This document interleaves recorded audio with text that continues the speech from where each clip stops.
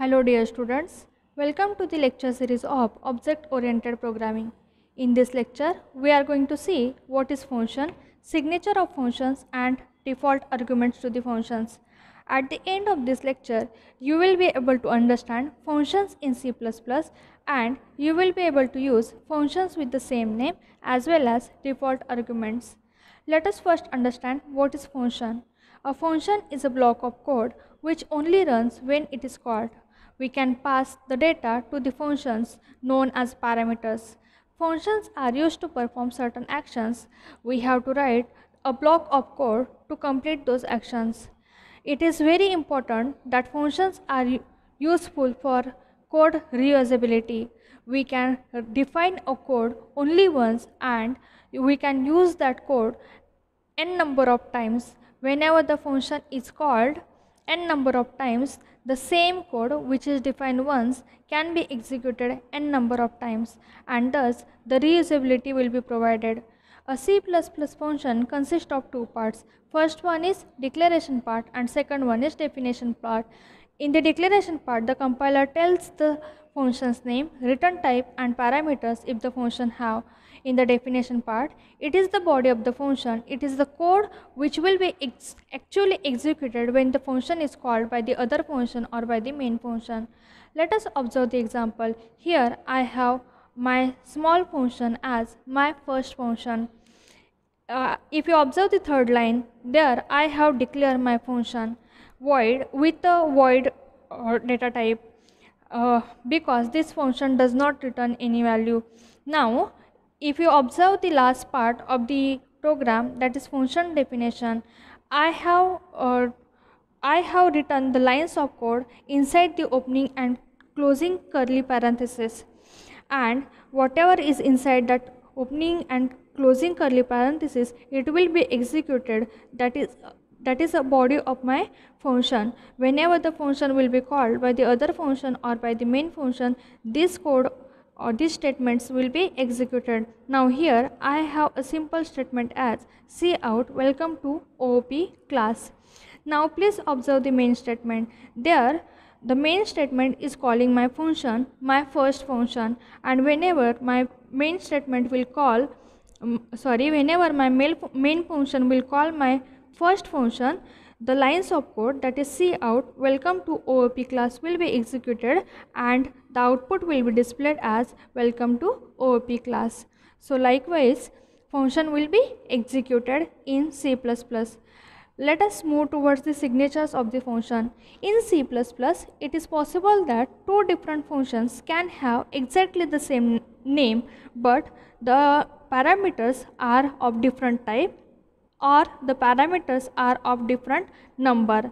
Functions are identified in C++ by its signature, which consists of function name and list of arguments it takes. Compiler will call the function with a parameter list that matches the argument list exactly same in the number, order and type. This pattern is also called as a function overloading, where two functions or more than two functions have the same name but the parameters are different.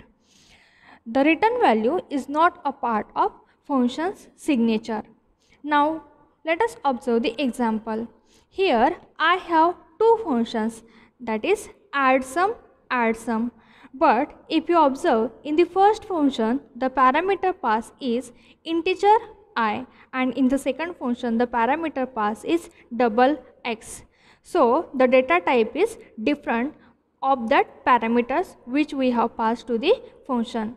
Now whenever the integer main function will call those two functions, compiler will check the number of arguments, the number of parameters and type of that parameter which we have passed to that function, and if matches, then only main function will execute the line of code which is associated with that respective function. Now please observe here int a. Here int a have the value as 1. Now the data type of that variable is integer and I have add sum function with integer I. So whenever that a value will be passed, that whenever that a argument will be passed to that function, then the data type will be matched, that is integer. So the value of argument is 1.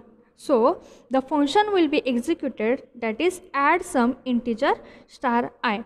Now 3 will be added to 1 and I will get the output 4.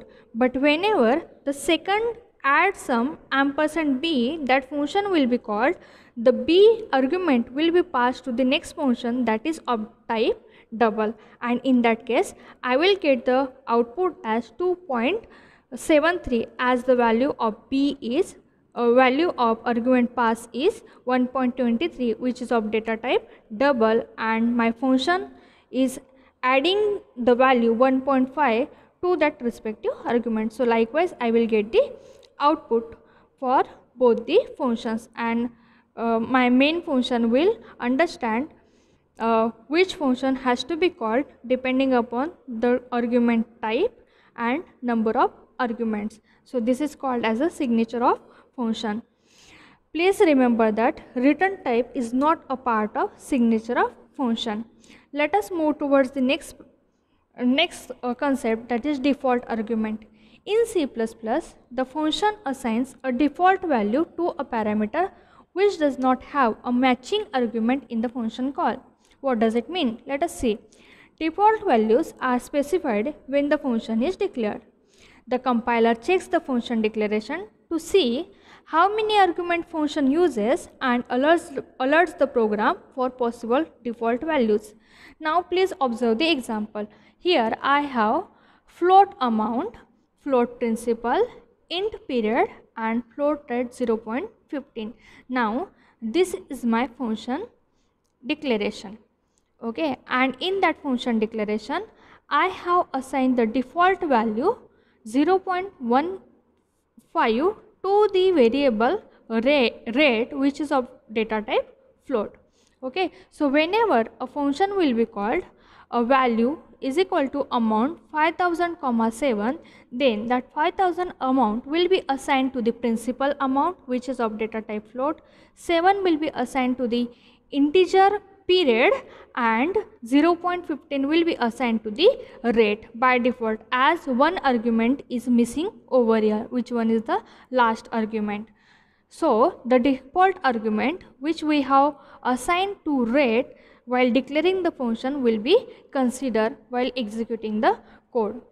A default argument is checked for the type at the time of declaration and evaluated at the time of call.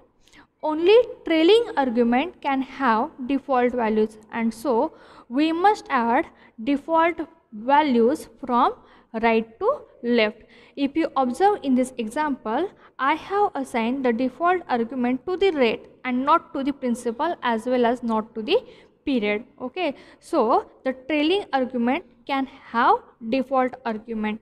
Please observe the examples. Here I have function as mul, where I have passed the different arguments, different parameters. Now I have the first parameter as integer I, second one is integer j is equal to 20, integer k is equal to 15. Now here I have passed the default value to k is equal to 15, which is rightmost parameter, and then in the middle j is equal to 20, which is valid because I have started with the for passing the default parameters, default arguments from right to left.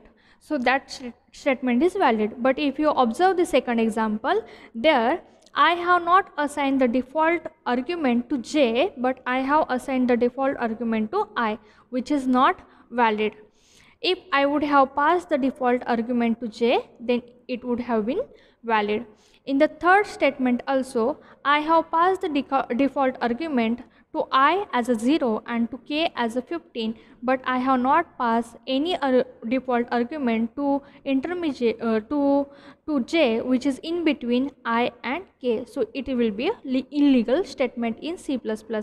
In the same way, if you observe the third statement, I have passed default argument, default parameter to all the all the variables, that is I, j and k, so it will be legal. So I hope you have understood function and signature of the function and default argument. Let us see one of the example of default argument.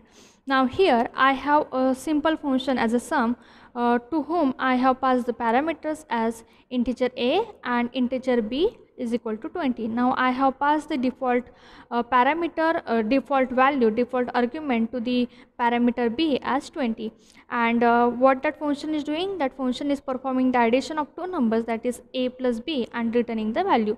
Now please observe the main function. The value is given for a as 100 and the value is given to b as 200, and the result will be stored in the result variable. So whenever that function will be called, the a and b, the values will be passed, but here in the main function I have passed the values as 100 and 200, and there is and when I am calling that function as a sum, there is no missing value.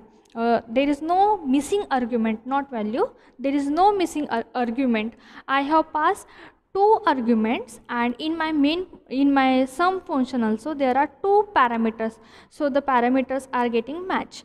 Okay, so in that case I will get the result as 100 plus 200 is equal to 300, and that will be stored in the result variable as a is equal to 100 and b is equal to 200 in my main statement, main function. Now please observe the second function call where I have passed the argument as a to sum function. Now here the second argument is missing, which is required as a b argument, but as I have declared in the declaration of the statement the value of b as 20, I will get the value as a plus b, as a is 100 defined here, a is 100 declared here, and b will be considered as a default argument which is 20, so I will get the addition as 100 plus 20 is equal to 120, and that will be stored in the result, so that is considered as a default argument. Now let us check the result. Yes, the first value is 300 and the second value is 120. So I hope you have understood the signature of functions as well as default argument to the functions. We will meet in the next lecture with the reference variables, pointer versus reference variables, and value versus reference. Thank you.